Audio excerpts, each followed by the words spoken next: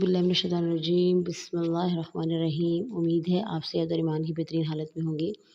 जैसा कि आज आपको मेरे थंबनेल से मालूम हो गया होगा कि मैं आज आपको अपने वतन अज़ीज़ की कहानी सुनाऊंगी, यानी कि मेरा मुल्क कैसे बना और इसको कायम रखने के लिए मेरे वतन अज़ीज़ के लोगों ने कैसी कैसी कुर्बानियाँ दी और कैसे कैसे जज्बात दिखाए अपने वतन को बचाने के लिए।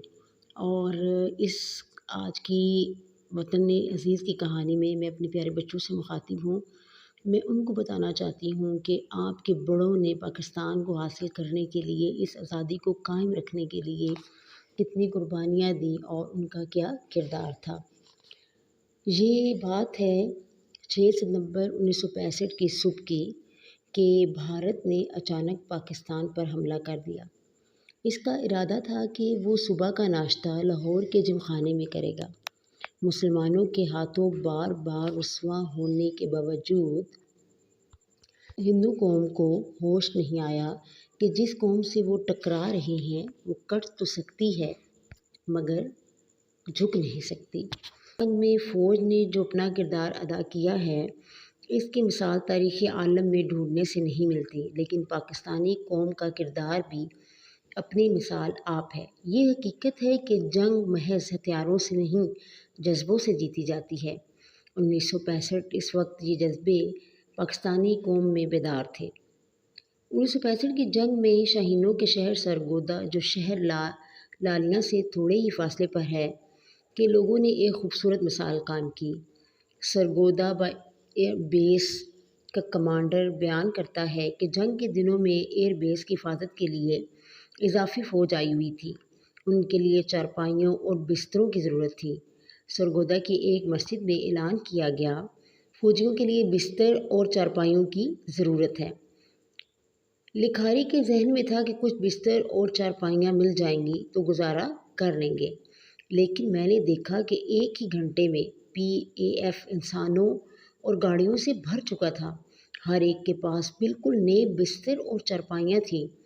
मुझे इसकी बिल्कुल तवक्को न थी।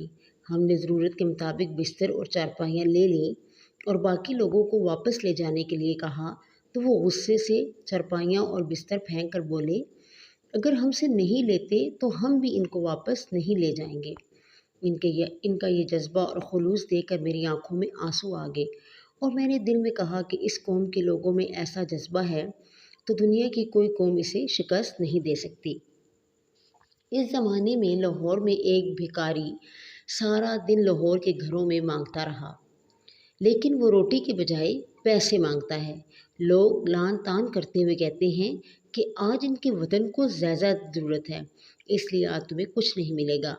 लेकिन वो इनकी झिड़कियाँ सुनने के बावजूद पैसों के लिए इसरार करता रहा।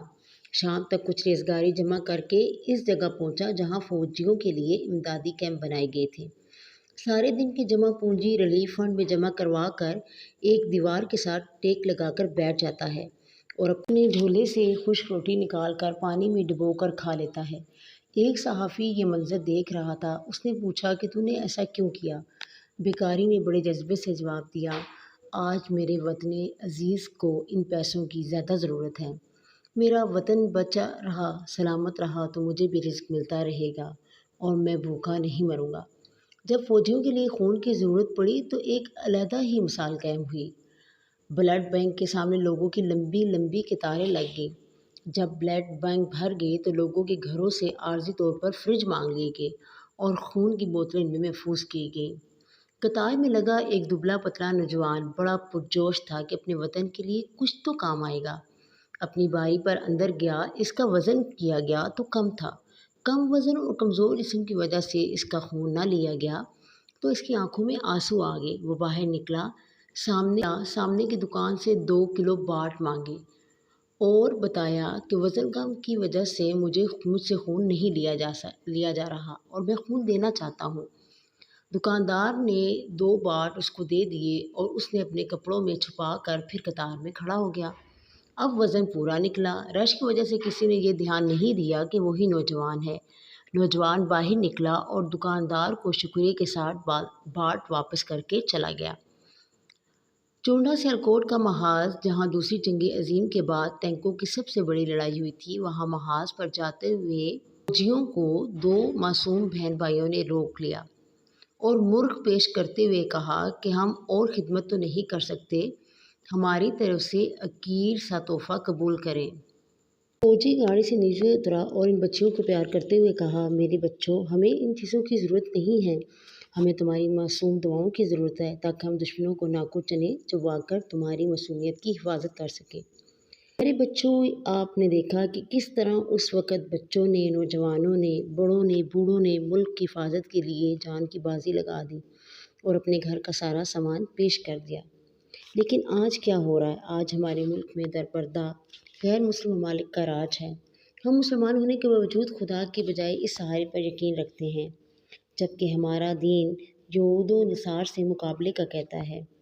प्यारे बच्चों, आपने इन कुर्बानियों को याद रखना है और कोशिश करना है कि अपना हिस्सा अपने वतन अज़ीज़ की बेहतरी में ज़रूर डालें ताकि मुल्क व कौम बच सके, इसकी हिफाजत हो सके। हम में वो जज़्बा तो नहीं है, लेकिन हम उस एक जज़्बे की थोड़ी सी तो कदर कर सकते हैं।